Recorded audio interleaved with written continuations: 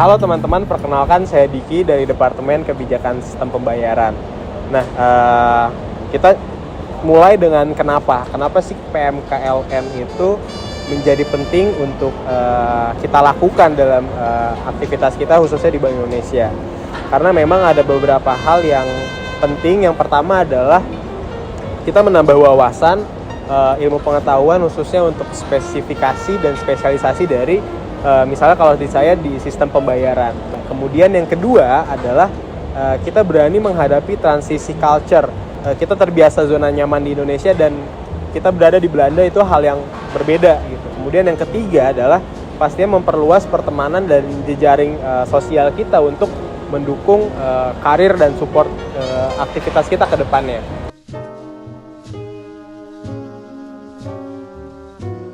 Yang menjadi penting adalah pastikan aktivitas PMK yang teman-teman ambil itu sesuai dengan rencana pengembangan kompetensi.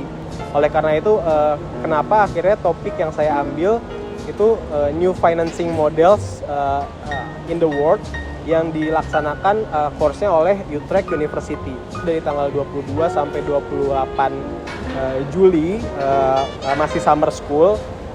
Di sana dia ngejelasin ilmu-ilmu yang ngasih perkembangan terkait proses crowdfunding, kemudian teknologi blockchain, serta peran dana pensiun dan perkembangan inovasi keuangan yang ada di Europe. Sehingga ketika kita pulang ke Indo, kita bisa nih ngelihat perspektif dan merespon secara lebih wise industri-industri sistem pembayaran yang saat ini sedang berkembang. Nah, ini salah satu contoh aktivitas yang udah saya lakukan, bisa dilihat dari pembelajaran di kelas, kemudian kita best practice ke Rabobank, di mana Rabobank ini salah satu bank yang terbesar. Lalu nggak lupa juga kita ngopi dulu nih, kita ngopi sama pengajarnya kayak gitu, dosen dan praktisi. Waktu itu yang ngajar saya adalah Mr. Franz Baumann dan Mr. Frank Conger. Kita kan udah ngulas nih, jadi ada beberapa yang harus disiapkan. Yang pertama adalah pastikan teman-teman eligible untuk bisa melakukan PMK. Eligible-nya itu ya dari DSDM, ada ketentuan-ketentuan yang bisa teman-teman lihat. Kemudian once sudah ngerasa eligible, nah kita bisa tuh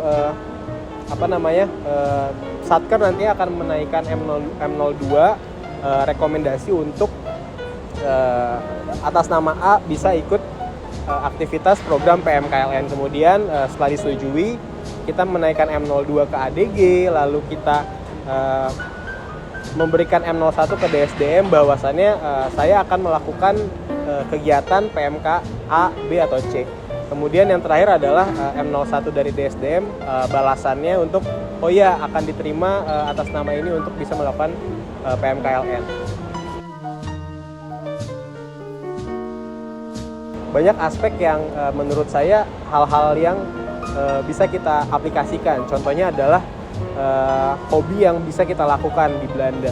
Salah satu hobi yang saya lakukan adalah termasuk street photography, yang dimana kita bisa banyak ngambil footage dan perspektif-perspektif yang emang baru gitu. Jadi footage dari street photography yang bisa teman-teman lihat di pop-up ini, kita bisa ngelihat perspektif lain selain ilmu yang kita dapatkan. Kita juga ngedapetin foto-foto yang footage-nya beda-beda dan insight-insight yang ada di Belanda yang bisa kita aplikasikan di Indonesia. Mungkin itu yang bisa disampaikan. Last but not least, yuk kita bareng-bareng ningkatin kompetensi kita sebagai manfaat untuk diri kita sendiri dan juga lembaga. Karena kita udah disupport sama lembaga untuk terus belajar. Jadi culture positif yang ada di Belanda bisa kita terapkan di Indonesia. Dan kita juga bisa ngembangin inovasi-inovasi ke depannya. Sebelum kita tutup, ada sebuah pantun, di Belanda makan kuaci, kemudian pulangnya langsung makan di Bekasi. Cukup sekian cerita hari ini, dan sekian juga terima kasih.